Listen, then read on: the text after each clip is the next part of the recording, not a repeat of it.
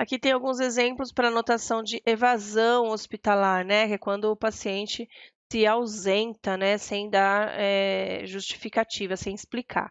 Então, aqui vocês podem observar que tem o horário em que ocorreu, constatada a ausência do cliente na unidade, comunicado à enfermeira de plantão, à portaria e o serviço social.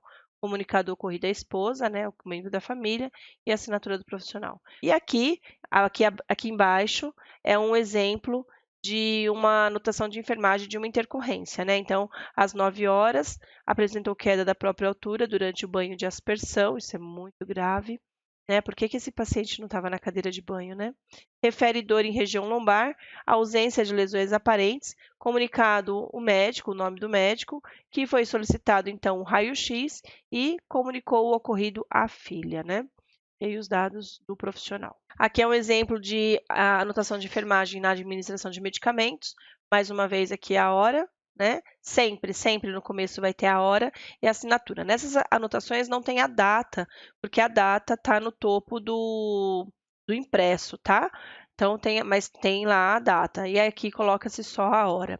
Aí aqui nesse exemplo, administrado de pirona endovenosa, EV endovenosa, em catéter venoso periférico, não tem problema colocar siglas, desde que sejam siglas padronizadas, institucional padronizadas, tá?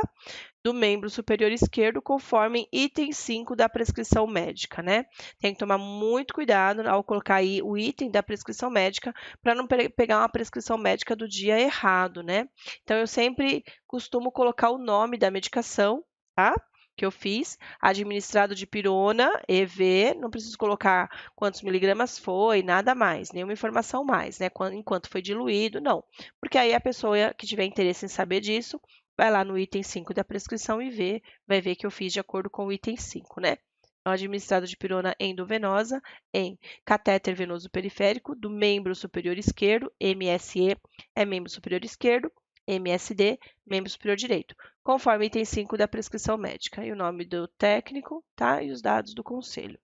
Aqui um outro modelo, 10 horas, 22 horas, administrado de pirona 500 mg por ml EV, catéter venoso central, em subclave direita, conforme item 5 da prescrição médica, haloperidol 5 mg por ml intramuscular em glúteo direito, conforme item 6 da prescrição médica, e clonazepam 0,5 mg via oral, conforme item 7 da prescrição médica. Ah, mas eu vou sempre estar falando que foi conforme a prescrição médica?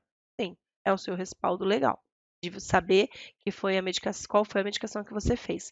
Esse tipo de anotação não gera nenhum tipo de dúvida e te dá o respaldo legal caso ocorra aí um processo futuro. Em caso de transferência interna, transporte do paciente, anotar a data, a hora, o motivo da transferência, para qual setor que foi e qual forma de transporte que ele foi, se foi de cadeira de rodas, se foi de maca, os procedimentos e os cuidados realizados na saída desse paciente, né, ou durante ali, enquanto ele esteve no setor, condições de saída, né, como ele está, tem que fazer a anotação transferido, tal horário, transferido paciente, fulano, transferido paciente do setor de clínica médica para o setor de clínica cirúrgica, apresenta-se calmo, encaminhado em cadeira de roda, acompanhado da enfermagem, da esposa, enfim. Quais são as queixas, né, que ele refere e, no final, a identificação do profissional, tá? Aqui é o modelo, no checklist, na verdade, em caso de óbito, o que deve conter na anotação? Né? A data e o horário, né? Sempre. Identificação do médico que constatou o óbito, o rol de valores e pertences do corpo e a quem foi entregue, a comunicação do óbito ao setor responsável, conforme a rotina institucional, quais foram os procedimentos pós-morte realizados, se foi realizado higiene, taponamento, curativo, retiradas de dispositivos, etc. A identificação desse corpo, né, encaminhado o corpo, como que ele foi encaminhado, para onde ele foi, o horário de saída do corpo do setor e a identificação do profissional, tá? Aqui é um modelo de anotação que está disponível, inclusive, na internet, tá? É totalmente errado, né? Então, a pessoa colocou aqui a data, mas não tem hora aqui no início. Aí a pessoa descreve, né? Inicie o plantão às 7 horas com o paciente, blá, blá, blá. E o final ele coloca assim, assino, né? Passo o plantão, tem mais alterações e assim encerro às 19 horas e assino. Totalmente errado essa anotação, tá, gente? Além do que, a gente percebe que é uma anotação única, né? Então, paciente tal, tal, tal, tal, às 9 horas foi feito tal coisa, às 9h30 foi feito tal coisa, está tudo misturado, é uma anotação única. A anotação tem que ser feita de forma organizada, de forma legível, isso é um documento, não pode ter rasura de jeito nenhum. Se não tiver o sistema informatizado, fazer com a caneta azul ou preta, de preferência azul, com letra legível, tá? Marcar o horário dos procedimentos que foram realizados, sempre assinar no final de cada anotação, não existe colocar lá no começo e assinar só lá no final.